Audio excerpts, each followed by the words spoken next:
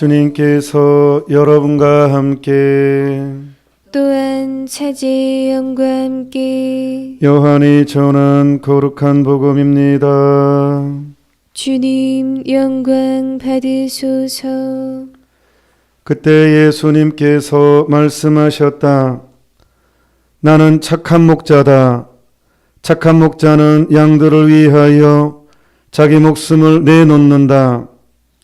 삭구는 목자가 아니고 양도 자기 것이 아니기 때문에 이리가 오는 것을 보면 양들을 버리고 달아난다. 그러면 이리는 양들을 몰아가고 양떼를 흩어버린다. 그는 삭군이어서 양들에게 관심이 없기 때문이다. 나는 착한 목자다. 나는 내 양들을 알고 내 양들은 나를 안다. 이는 아버지께서 나를 아시고 내가 아버지를 아는 것과 같다. 나는 양들을 위하여 목숨을 내놓는다. 그러나 나에게는 이 우리 안에 들지 않는 양들도 있다. 나는 그들도 데리고 와야 한다. 그들도 내 목소리를 알아듣고 마침내 한 목자 아래 한 양떼가 될 것이다. 아버지께서는 내가 목숨을 내놓기 때문에 나를 사랑하신다. 그렇게 하여 나는 목숨을 다시 얻는다. 아무도 나에게서 목숨을 빼앗지 못한다.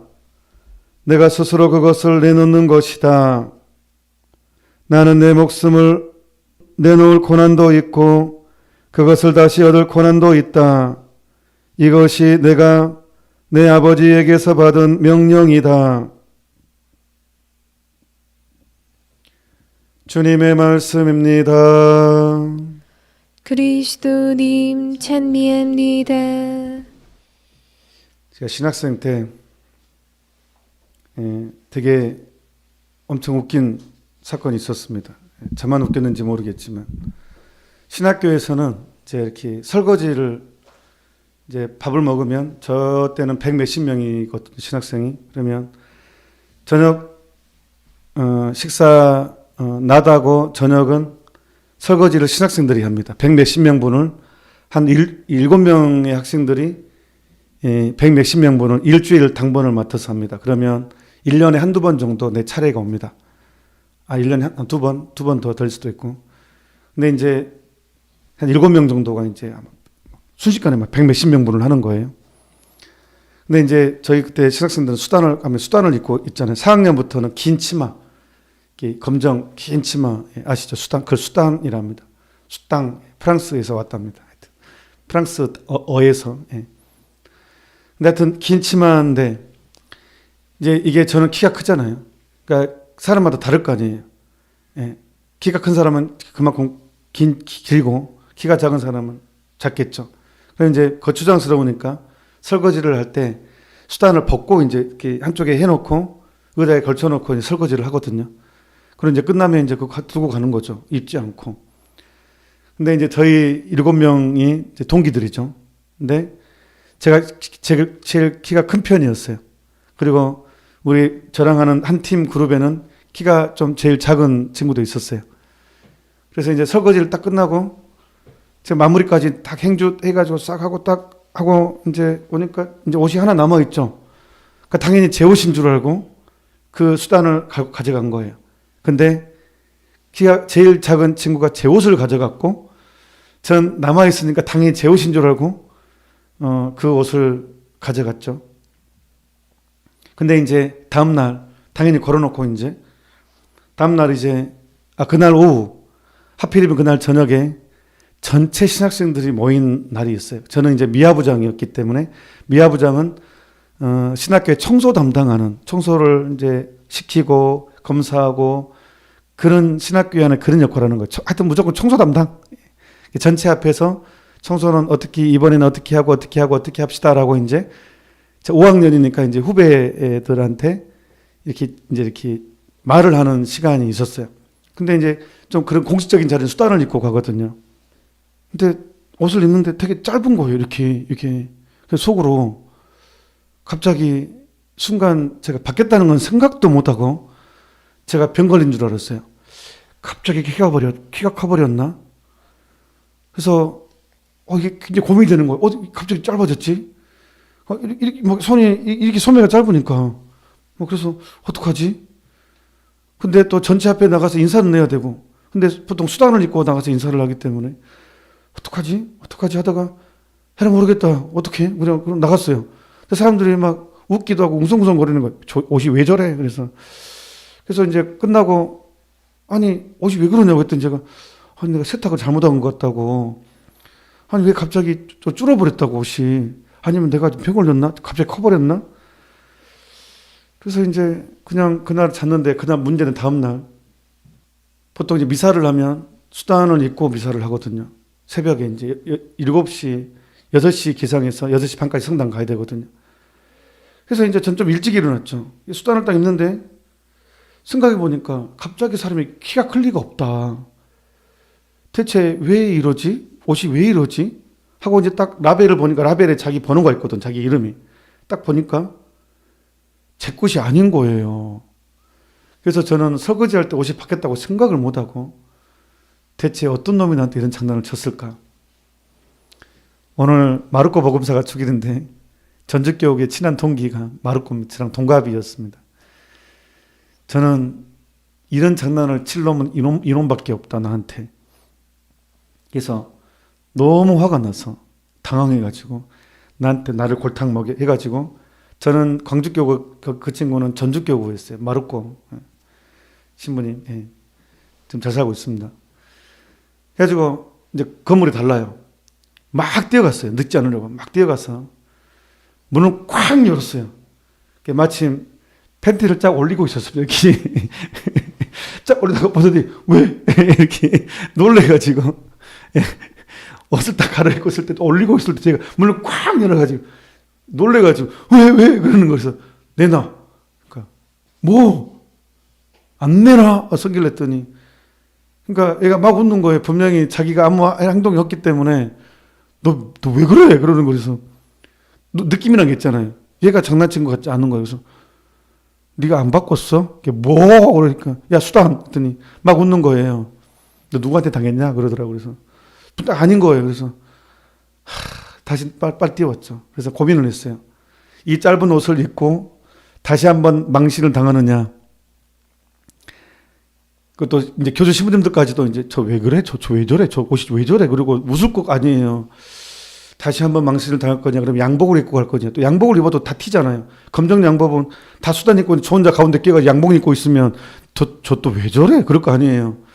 그래서 할 수 없다. 한 번 더 우세를 당한 거, 한 번 더 우세를 당하자. 그래서 이제 수단을 입었죠. 짧은 수단을 선택했어요. 완전 팔도 짧고 바다도 짧고 누가 어떤 놈이 나한테 이러는가 진짜 내가 복수를 하리라. 뭐 너는 인생 꼬였다. 뭐 하면서 이제 나를 건드려 막 해가지고 딱 이제 할 수 없이 그 옷을 입고 짧은 옷을 입고 딱 내려오는데 성당 가는 길 이제 밖으로 나가야 되거든요. 밑에 길도 있지만 짧은 길이니까. 근데 그 비가 살짝 내리는 이슬비가 내리는 날이었어요. 그날. 근데 제 앞에 수단을 질질 끄고 가는 사람이 있는 거예요. 제 앞에서 수단을 바닥에 질질 끄고 가는 사람이 눈앞에 보이는 거예요. 그 순간 제가 야 하고 소리 질렀어요. 제 동기 신부님. 예. 그때 동기. 예. 그래서 그 친구는 근데 잠결에 걸어가고 있었기 때문에 잠결에 옷을 입었기 때문에 자기도 옷이 바뀌었다는 걸 모르고 걸어가고 있었어요. 그냥 이제 새벽에 일어나니까 막 잠결에 옷 입고 막 이제 가는 것이니까 야 하고 소리 지르는데 쳐다보는 거예요. 그러더니 천천히 보더니 제가 막 뛰어오니까 천천히 보더니 내 옷이 보지잖아요. 막 웃는 거예요. 옷이 왜 저러냐고. 형 옷이 왜 저래? 그래서 니는 그러니까 딱 보더니 남잖아요. 뭐야? 그래가지고 어떻게 바뀌었지 옷이? 예, 그래가지고 이제 너무 창피해가지고 둘이 빨리 와. 해가지고 이제 사람들 안 보이는데 가가지고 옷을 서로 그 자리에서 서로 이제 옷을 이제 벗어가지고 서로 바꿔 입었죠. 그러면서 서로 야 너도 대단하다. 그래서 형도 대단하네. 어떻게 옷이 바뀐지를 모르고 입은 나는 알았지. 이제, 예. 너도 참 대단하다. 어떻게 옷이 바뀐지도 모르고 막 웃으면서 막 웃겨가지고 그 깜깜한 데서 그 수단을 또 타서 갈아입으려니까. 그래서 늦지 않게, 그래도 미사 시간은 늦지 않게, 정확하게 기도 시간은 늦지 않게 도착했는데, 아무튼 신학교 그 유명한 수단 사건이 있습니다. 수단이 바뀐 사건. 예. 그 친구 키가 제일 작았거든요. 제가 키가 제일 컸고. 예. 오늘 갑자기 성소주일날 이 얘기를 하냐 그러면 신학교 생각도 나고, 사람마다 각자 자기에 맞는 옷이 있습니다. 예. 사람마다 각자 자기에 맞는 옷이 있는데 그 옷을 입어야 가장 완전하죠. 예. 근데 사람마다 각자 자기에 맞는 옷이 있는데 그 맞는 옷이라는 게 뭐냐 그러면 근원적인 부르심은 두 종류가 있어요. 우리에게는 부르심이 두 개의 부르심이 있는데 하나의 부르심은 가장 강력한 부르심입니다. 가장 강력한 부르심이 뭐냐 그러면 내가 천주교 신자인 것. 이것은 성체성사를 누리는 것이기 때문에 부르심 중에서도 부르심이거든요. 이거는 가장 완전한 이것이 가장 근원적인 성소예요. 내 근원적인 성소. 하느님이 나를 불러주셨다. 여러분 그냥 천주교 신자가 됐으니까 그냥 천주교 신자가 된 걸로 생각되죠. 절대 그렇지 않아요. 저는 나중에 고등학생 때 천주교 신자가 됐잖아요. 근데 제가 이렇게 사제생활 지금 20년 넘게 이제 올해 21년째. 신학교 따지면 26년. 그러니까 이렇게 인생 그 신앙 천주교 신자로서 또 사제로서 살면서 계속 묵상하면 묵상할수록 너무 신기한 게 하나 있어요. 그게 뭐냐 그러면 그 전에는 당연히 내가 세례 받았으니까 천주교 신자 당연하게 생각했는데 시간이 흐르면 이럴수록 이게 너무 신비한 거예요. 세상에 내가 천주교 신자라니. 사제를 떠나서 성체성사를 내가 누리고 있다니. 이게 너무 기가 막힌 거예요. 이게 어떻게 이 인간이 속된 인간이 하나님을 차지하고 있는가? 어떻게 인간이 이 속된 인간이 그 거룩하신 삼중으로 거룩하신 그래서 미사 때 거룩하시다 거룩하시다 거룩하시다고 선언하는데 이 삼중으로 거룩하고 위대하신 이 하느님의 이 살을 내 살과 하나가 될 수가 있게 하는가? 너무 놀라운 사건이에요. 이게 진짜 이게 말도 안 되는 사건이에요.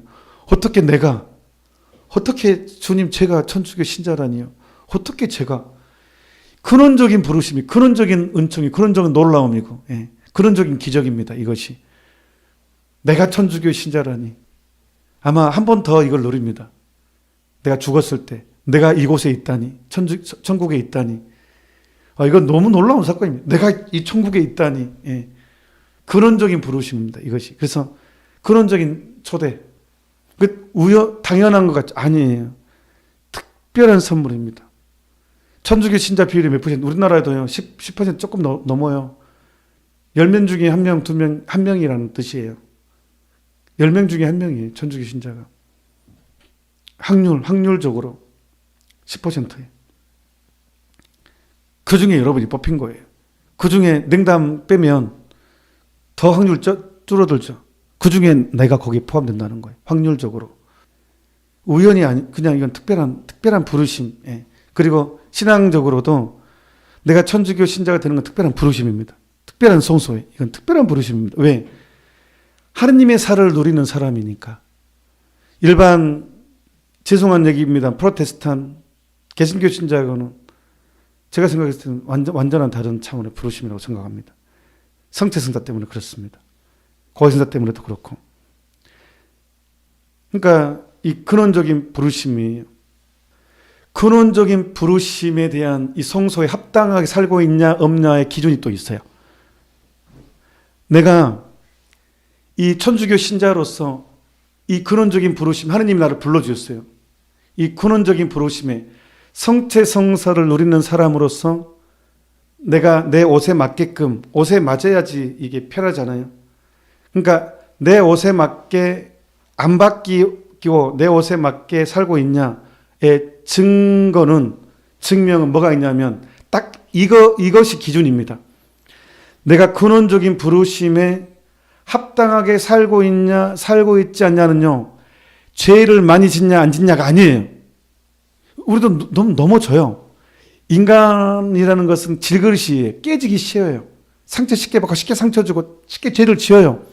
그러니까 죄를 짓냐 안 짓냐가 기준이 아니라 내가 성소에, 내 근원적인 성소에 지금 온전하게 살고 있냐 못 살고 있냐의 기준이, 확고한 기준이 있는데 뜸들이지 말고 빨리 얘기하라고요. 일부러 뜸들이고 있어요. 이 클라이막스에 올라가 고조되려고 이렇게. 그게 뭐냐? 기쁨이 있냐 없냐? 내 삶에 기쁨이 있냐 없냐예요. 내 삶을 즐거게 했냐? 내가 이 근원적인 부르심, 우리는 하느님의 자녀로 살고 있는데 하느님의 자녀, 부르심에 응답한 사람의 근원적인 특징은 기쁨이에요. 기쁨. 삶에 기쁨이 있냐? 이게 내가 지금 온전히 응답하고 있냐 없냐의 결정적인 기준입니다. 내 근원적인 부르심, 천주교 신자로서의 잘 살고 있냐 못 살고 있냐, 부르심에 응답하고 있냐 못하고 있냐는요, 딱 그거예요. 내가 기쁨이 있냐 없냐. 내 죄를 지어도 기쁨이 있거든요. 복된 지약이라고 고백할 수 있으니까. 은총은 그렇게 만들어버리니까. 하느님의 은총은 지울 수 없는 상처도 은총으로 만들어버린 게 하느님의 은총이거든요. 그렇기 때문에 근원적으로 내 성소에 기쁨이 있냐 없냐가 핵심입니다. 근데 내 얼굴을 보면, 얼굴은 나이 40이 넘으면 자기 얼굴에 책임을 지라고 하잖아요. 그러니까 이게 굳어져요. 기쁨의 삶을 살게 되면 이 얼굴이요, 기쁨이 배어 있어요. 이 얼굴에. 그러니까 제 인생에는 은인이 있거든요. 제 인생에는. 그분은 제가 은인이라는 걸 모를 거예요. 두 은인이 있어요. 오늘 강론 길어도 용서해 주십시오. 제가 초등학교 6학년 때 가게집에 가서 물건 훔쳤을 때 장난감 훔친 적이 있거든요. 저는 그때 물건을 훔쳤을 때 들켰어요. 천만다행으로. 안 들켰으면 저는 지금도 훔치고 있을지 모르겠습니다. 인생 모르니까. 근데 들켰어요. 가게에서 물건 훔치다가 들켰어요. 그러니까 그때 저는 생각했어요. 난 내 인생 끝장이다. 어린 나이에, 초등학교 6학년 때거든요. 어린 나이지만 제가 어떤 생각했냐 그러면, 내 인생은 여기서 끝이다. 그래서 생각했어요. 그 수치심을 견딜 수 없었거든요. 그러니까 이 가게집, 이 장난감집 아저씨는 나를 학교에 신고할 것이다. 그러면 친구들한테 내가 도둑놈이라는 게 드러날 것이다. 너무 수치스러웠어요. 그 다음에 경찰서에 알릴 것이다. 그러면 나는 또 도둑놈이라고 좋은 글씨가 새겨지잖아요. 내 인생에. 그런 생각이 들었어요. 물론 그때는 주홍구 씨라는 단어를 생각 못했지만 경찰서에 알려진다는 그때 순경 아저씨한테 이제 신고되면 나는 그냥 내 인생 끝장이라고 생각을 했어요. 어린 나이지만. 그래서 어린 나이에 순간적으로 내 인생은 여기서 끝이구나. 그 생각을 했다니까요. 그런데 그 아저씨가 용서해 줬어요. 학교에 알리지도 않았고 경찰서에 알리지도 않았어요. 너 그러지 마라. 이거 나쁜 짓이다. 이거는 나쁜 짓이다. 이제 앞으로 그러지 말아라. 하고 때리지도 않았어요. 욕도 하지도 않았어요. 그냥 하지 마라 그랬어요.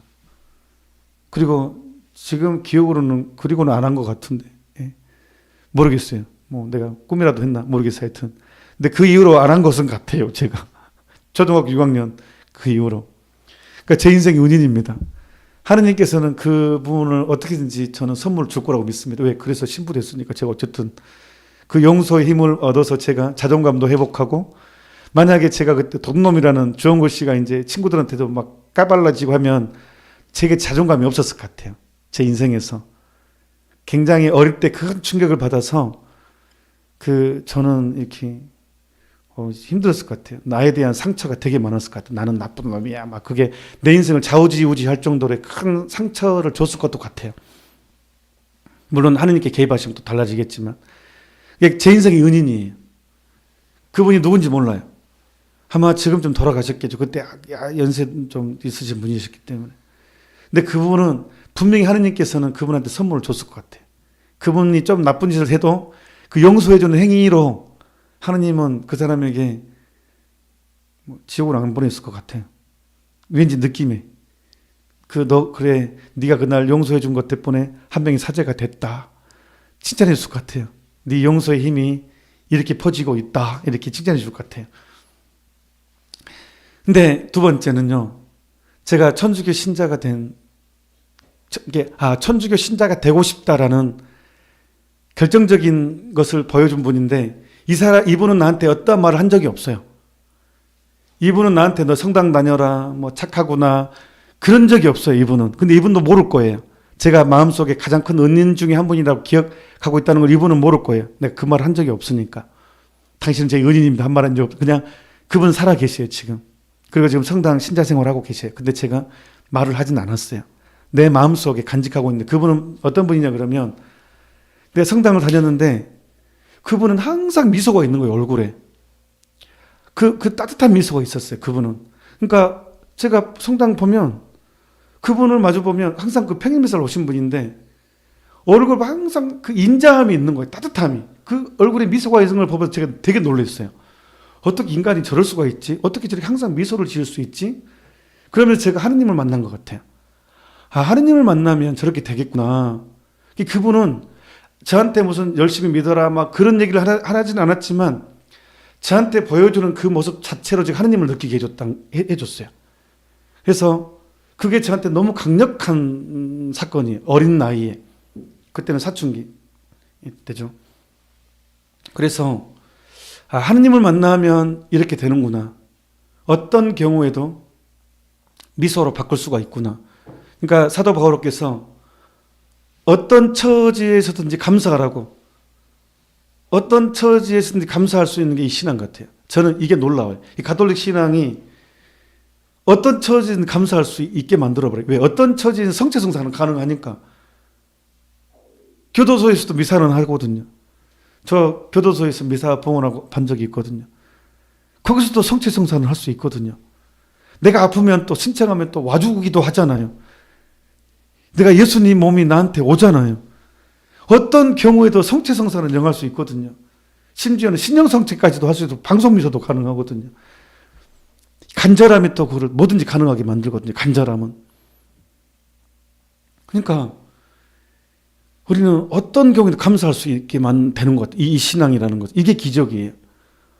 어떤 경우에도 감사하게 만들어버려요. 그래서 내 성소에서 나는 천주교 신자인데 부르심 받은 사람인데 선택받은 사람인데 나는 감사, 기쁨이 있냐? 없냐?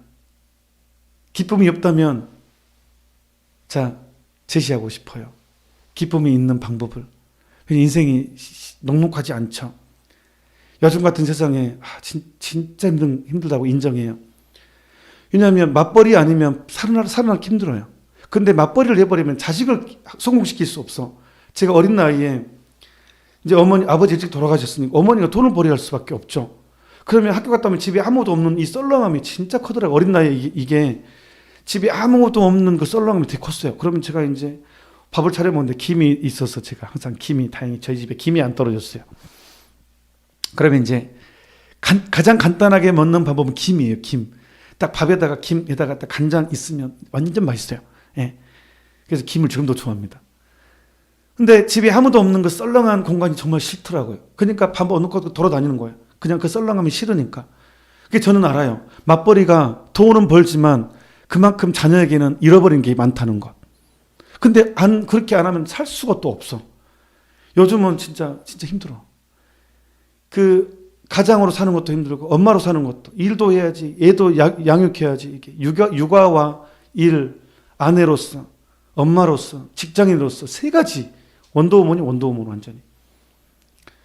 초능력이 나와야 돼. 진짜 고단해 인생이. 가장도 마찬가지예요. 이게 정말 옛날에는 이 직장 상사 간에 우정도 있고 지금 완전 냉정해요. 예. 이구동성 얘기합니다. 완전 칼이에요, 칼 서로 막. 옛날에는 그래도 좀 정이란 게 정. 무서워요 지금은. 예. 말하면 잘못했다고 완전히 폐가망신한 사람도 한둘이가 아닙니다. 서로가 서로에게. 그러니까 정말 고단합니다. 그러니까 아빠로서, 가장으로서, 엄마로서, 아내로서, 자녀로서, 또 천주교 신자로 산다는 거 진짜 힘들어요. 차라리 천주교를 몰랐으면, 내가 하느님을 몰랐으면 하는 바람이 있다니까요. 왜? 즐기고 싶으니까. 세상 쾌락이 넘쳐나요. TV 보면 너무 재밌어요. 여행, 맛있는 거, 또 불륜 장면이 나오면 나쁜 놈 아니면서 부럽고 막 복잡하다니까요. 이게 나도 저런 인생 멋지게 살아봤으면 그런 예. 그러면 천주교 신자가 부담스러워요. 하나님을 잘 몰랐으면 좀 마음껏 즐기다 막판에 죽을 때 세례 받으면 되지. 즐기고 싶으니까 세상을. 마음 놓고 살다가 얼마나 부럽냐 저 사람들은. 그리고 나중에 죽기 전에 세례 받으면 또 천국 가고 이쪽도 즐기고 저쪽도 즐기고 양쪽도 다 즐길 수 있잖아요. 예. 그런 생각을 합니다. 근데 고록고록 되지 않습니다. 이 악마가 그렇게 놔두진 않습니다. 자, 내 부르심에, 근원적인 부르심에 이렇게 어려운 시국에 천주교 신자로 산다는 것도 너무 힘들고 버겁게 느껴지는, 아빠로 산다는 것도, 아버지로 산다는 것, 남편으로 산다는 것도, 엄마로 산다는 것도, 아내로 산다는 것도, 이게 이렇게 버거운 이 세상에 어떻게 항상 기뻐할 수 있는가? 어떻게 기쁨을 유지할 수 있는가? 그 비결이 대체 뭐냐? 있습니다. 하나, 성모님이십니다. 그 비결은 성모님입니다. 그래서 성모님이 은총이 가득하신 마리아님 그렇습니다. 비결은 성모님입니다. 제가 보좌신부 때 어떤 이제 자모회 하고 이제 이렇게 치명자산을 간 적이 있어요. 그 순례, 치명자산, 전주 이제 산에 올라가야죠. 이제 십자가 길 하면서. 근데 이제 자모회 갔는데 애들도 같이 따라왔죠. 그래서 그 아이가 보통 시부님 좋아하잖아요. 애들은. 그래서 저는 너무 자연스럽게 그 아이를 불러서 시부님이랑 같이 가자 하니까 안 오는 거예요. 엄마를 보는 거예요. 그리고 엄마의 허락을 청하는 거예요. 엄마 가도 돼? 뭐 이런. 그리고 야 가자 하니까 얘가 엄마 손 붙잡고 엄마 뒤로 딱 하고 엄마가 허락하지 않으면 안 가겠다 나는. 딱 그 행동을 보이는 거예요. 그래서 그게 감동받았어요. 내가 저래야 되는데. 내가 성모님과의 내 관계가 저래야 되는데. 성모님 어떤 일을 할 때 성모님 해야 돼요? 안 해야 돼요? 이 상태. 그리고 온전히 엄마한테 온전히 손잡고 딱 뒤에 붙어 있는 그 상태. 그러면 안전합니다, 자식은. 엄마 품에 있는 자식은 안전합니다. 엄마는 목숨 바쳐버립니다, 자식을 위해서. 성모님이 나한테 그렇다는 거예요. 그러니까 내 모든 근심, 걱정, 내 약점, 내 과거, 내 현재, 내 미래, 지금 하고 있는 일, 지금 그게 고단하고 어떻든 간에 성모님께 온전히 맡길 수 있는 능력이 크면 클수록 기쁨은 많아집니다. 은총이 가득하신 분이기 때문에. 이게 열쇠입니다. 저도 제 사제생활 부족하지만 그래도 기쁘거든요. 저 사실 신부로 사는 건 너무 좋거든요. 지금. 그게 저는 성모님이라고 생각합니다. 제 약점에도 불구하고 재밌는 이유는, 감사한 이유는, 감사하죠. 그게 가장 큽니다. 주님, 제가 사제라니요. 저 같은 사람이 사제라니요. 이런 게 감사한 게, 저는 성모님. 그거는 다른 이유가 없습니다. 다른 성모님. 예. 어제 동정말의 묵주기도 토요특강 했잖아요. 그 성모님을, 그 교황 요한 바울 2세 교황님께서 당신은 언제나 성모님께 의탁한다고. 그 말이 저는 100% 공감하고 마땅히 그래야 된다고. 왜냐하면 제 사제직을 돌아봐도 그분 외에는 설명이 안 되거든요. 제 삶도. 그래서 여러분, 우리는 근원적인 성소를 부르심 받은 사람입니다. 여러분, 우리 인생에서, 내 인생에서 기쁨이 있어야 됩니다. 그러려면 온전히 의탁합시다. 작은 것이든 큰 것이든 불편한 것이든 불편한 것이 아니든 그냥 내 삶, 내 호흡까지도 성모님과 함께 한다고 생각을 하고, 그 스테파노 고피 신부님 후임 미카엘 신부님은 묵주기도 할 때 어떻게 아름답게 표현한 줄 알아요? 묵주기도 할 때 피가 교환된다고. 내가 묵주기도를 할 때 성모님 피가 내 육체에 흐르게 하는 게 묵주기도라고. 내 피는 성모님께 보내고 성모님 피를 나한테 오게 하고. 그렇게 아름답게 표현하더라고요. 그 미카엘 신부님은. 그러니까 내 근원적인 성소의 완성은 은총이 가득하신 성모님과 함께 할 때, 온전하게 맡길 때 드디어 내 삶이 기쁨으로 피어나게 됩니다. 내 인생이 고단함에도 불구하고 웃을 수 있습니다. 감사할 수 있습니다. 고단함에도 불구하고. 그게 이제 믿음 생활입니다. 왜? 성모님께 온전한 의탁이 바로 성모님처럼 예수님을 사랑할 수 있게 되는 것이기 때문에 그렇습니다. 두 번째 성소는 이제 각자의 위치에서 해야 되는 역할이 있다는 거예요. 아버지는 아버지, 엄마는 엄마, 또 아내는 아내, 남편이면 남편, 또 저는 사제로서의 역할, 또 여러분들 독신생활하는 독신생활자의 역할, 각자의 이제 삶의 자리가 있다는 거예요. 그 삶의 자리에서 최선을 다하는 것, 그게 성소의 부르심에 응답하는 것입니다. 예. 하느님은 절대 너 왜 이랬어, 너 왜 이랬어 막 때리는 분이 아닙니다. 그 삶의 자리에 최선을 다하는 것을 보시지, 너는 왜 이거를 이렇게 했어, 왜 이렇게 했어 라고 하시는 분이 아니에요. 우리는 각자 삶의 자리에 안착했다면 그 안에서 최선을 만들어 가는 것, 그것이 성소의 부르심에 응답하는 것입니다. 오늘 성소 주일입니다. 우리는 그런적인 부르심에 정말 많이 감사합시다. 내가 천주교 신자인 거에 대해서, 그리고 내가 지금 각자 지금 삶의 자리에서 성모님께 의탁하면서 최선을 다합시다. 부르심 받은 여러분 진심으로 축하드립니다. 잠시 묵상합시다. 아멘. 저희 CNBS에서는 차별금지법을 제정 안 되기 위해서 정말 우리 계속 기도하고 또 홈피에도 그 국회에 들어가서 노력도 하고 했죠. 근데 차별금지법이 지금 상정이 안 되니까 살짝 바꿨어요. 다른 이름으로. 그래서 거의 다른 색깔로 안 그런 척 하면서 동성애나 동성 결혼을 합법적으로 들어오게 만드는 아주 교묘한 법이 또 상정이 됐어요. 각각 두 국회의원에 의해서 진짜 이건 정말 이 가정이 무너지게 만드는, 그러니까 여분 며느리를 남자를 맞을 수 있는 남자 며느리, 이건 심각합니다. 또 입양을 이제 가능하게 만들고 레즈비언이나 게이가 키우는 곳 안에 합법적으로 입양을, 그 아이를 입양하게 만드는 그런 기초가 되는 법이죠. 근데 차별금지법이 그게 다 되는데 안 되니까 건강가정기본법을 수정함으로 인해 가지고 발의를 했어요. 그 두 국회의원이 이제 또 거기에 동조하는 국회의원이 있고, 그래서 아주 보통 법 그러면 우리가 어려우니까, 영어가 어려우니까 안 들어오거든요. 그러니까 그냥 뭐 건강 가족을 지키자는데 뭐 해가지고 그냥 찬성해 버리거든요. 그러니까 차별금지법과 똑같아요. 차별금지, 차별하면 안 되지. 그러니까 그냥 그래 찬성하게 돼 버리거든요. 법이 어려우니까 그냥 그래 차별하지 마 해가지고 오케이 통과 이렇게 되거든요. 건강가정기본법도 마찬가지예요. 건강가정기본법, 건강가정을 한다는데 그걸 빼버려요.